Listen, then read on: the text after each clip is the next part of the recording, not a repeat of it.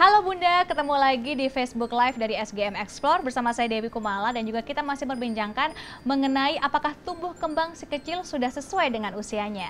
Dan juga masih bersama dengan dua narasumber, yakni yang pertama adalah Dr. Dian Permatasari MGisi SPGK dan juga masih bersama dengan Bunda Vita Anggriani. Oke, saya langsung saja ke dokter terlebih dahulu. Dok, ini sebagai seorang bunda ya, ini apa yang harus kita lakukan tentu saja untuk memberikan stimulasi dan juga mendukung pertumbuhan yang optimal, nutrisi yang seperti apa yang harus kita berikan kepada anak kita nih dok? Ya, jadi memang untuk mendukung pertumbuhan dan perkembangan si anak, nutrisi yang diberikan adalah nutrisi yang optimal. Nutrisi yang optimal itu yang kita berikan adalah nutrisi yang harus sesuai dengan usianya, sesuai dengan kebutuhan kalorinya, kemudian jenis nutrisi yang diberikan juga harus sesuai. Nutrisi yang paling baik adalah nutrisi seimbang. Nutrisi seimbang itu yang seperti apa? Nutrisi seimbang itu adalah nutrisi yang mencakup seluruh komposisi zat gizi, yaitu karbohidrat, protein, lemak, vitamin, mineral. Nah, makro dan mikronutrien atau dari zat gizi itu semuanya harus ada, harus terpenuhi dalam sehari, bahkan dalam setiap kita makan. Iya, Emma juga sama sih, aku sama ayahnya, orang-orang rumah selalu memperhatikan makanannya Emma sehari-hari. Nah dok, kalau misalnya pedomannya asupan gizi seimbang tuh apa ya dok ya? Nah, pedoman asupan gizi seimbang itu adalah kita bisa melihatnya dari piramida gizi seimbang. Itu juga Kemenkes yang ada piramida juga ada, ya, ada piramidanya gizi seimbang. Piramida gizi seimbang itu ya seperti piramid bentuknya. Kemudian di situ ada berbagai macam jenis zat gizi, dari paling bawah karbohidrat, kemudian ada sayur-sayur dan buah-buahan, kemudian justru karbohidratnya hal yang banyak ya dok ya, atau gimana? paling bawah. Memang karbohidrat itu kebutuhannya untuk memenuhi gizi seimbang adalah 50-60% ya, karena sebagai sumber energi utama adalah karbohidrat. Kemudian untuk protein itu sekitar 15-20% dari kebutuhan total kalori, dan untuk lemak adalah 25 hingga 35% ya. Vitamin dan mineral juga tentunya tidak kalah pentingnya untuk memenuhi nutrisi seimbang tersebut. Kemudian selain itu di luar piramida seimbang tentunya ada pola hidup yang lain seperti aktivitas fisik, mencuci tangan, pemantauan berat badan ya. Itu juga masuk dalam cakupan dari pedoman gizi seimbang. Nah, kalau mungkin kita terjemahkan dalam porsi makanan setiap hari, ada nggak nih dok kira-kira pedomannya dalam, maksudnya porsi makanan bisa kita kasih ke anak-anak kita nih? Ya, jadi kalau kita terjemahkan dalam isi piring, pedoman gizi seimbang itu, Kemenkes juga mengeluarkan pedoman namanya isi piringku. Oh, ada juga ya? Ada ya, jadi lengkap. Isi piringku itu dalam satu piring, satu buletan piring itu, separuh piringnya itu sayur-sayuran sama buah-buahan. Berarti harus banyak ya dok ya? Betul, porsinya ya? harus banyak ya. Jangan kebalik. Kalau orang-orang Indonesia nih biasanya kebalik, karbohidratnya yang banyak ya, nasi sama mie. Kalau anak kan begitu ya.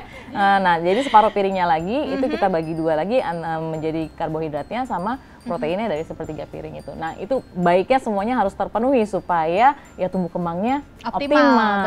Kalau nggak ntar akan berefek kemana-mana tuh sampai jangka panjang. Gitu ya. Iya, biasanya juga emang kalau misalnya buat biar nutrisinya lebih optimal, aku biasanya kasih susu. Kasih susu setiap pagi, setiap malam juga gitu. Ya, susu bisa menjadi satu pilihan untuk mencukupi kebutuhannya sebagai nutrisi tambahan supaya juga tumbuh kembangnya optimal ya. Karena kalau misalnya anak-anak dalam tumbuh kembangnya nutrisinya tidak optimal, ada efek jangka pendek dan jangka panjangnya untuk si anak. Iya, ke depannya tuh ada efek jangka pendek. Jadi ada juga yang harus diwaspadai ya dok?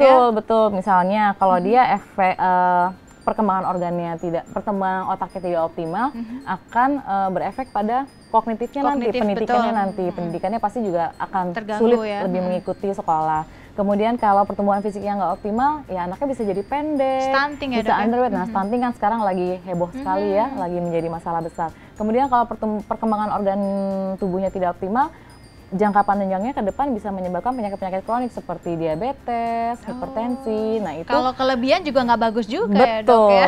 Jadi memang itu memang dari awal masa pertumbuhannya itu sudah harus kita waspadai. Jadi memang gizi dan juga nutrisi itu harus seimbang ya dok ya. Kalau kekurangan juga nggak bagus karena anaknya jadi stunting. Kalau kelebihan juga anaknya juga bahaya juga, bisa jadi obesitas, overweight, obesitas, hipertensi. Nah dok, ada nggak nih dok yang mungkin yang cukup mengkhawatirkan apabila mungkin gizinya nggak seimbang? Perlu diwaspadai. Betul, yang perlu diwaspadai. Ada beberapa tanda-tanda yang dapat kita waspadai. Misalnya kurva pertumbuhan anak, tinggi badan dan berat badan itu kan harus selalu kita pantau ya. Jadi apabila berat badannya tidak naik-naik, dalam 2 kali pemeriksaan berat badan nggak naik-naik, tinggi badan juga tidak bertambah-tambah. Nah, itu kita harus lebih hati-hati.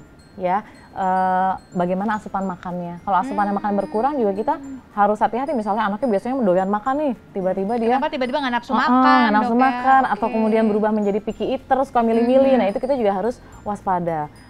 Asupan yang berkurang tuh karena apa? Bisa karena mungkin dia sedang sakit, nggak enak badan, kan kita aja kalau nggak enak badan. Penyebabnya ya dok ya? Penyebabnya harus cari. Apakah dia ada mual, gangguan, biasanya sih gangguan perut ya, seperti misalnya BAB-nya atau pupnya nggak lancar, itu kan juga membuat kita anak-anak jadi lebih nggak pengen makan. Berpengaruh juga ya ternyata BAB tidak lancar ya. Betul. Oke, jadi memang harus dicari penyebabnya apa, dan kita harus tahu apa tanda-tanda yang harus kita waspadai. Wah, itu tadi yang digarisbawahi, tidak hanya mungkin ke depan ini anaknya kok bisa jadi seperti, tapi yang paling penting adalah dicari pencetus atau penyebabnya. Oke, dan tentu saja terima kasih buat Bunda yang sudah tentu saja menyaksikan Facebook Live dari SGM Explore, dan terus ikuti Facebook Live dari SGM Explore.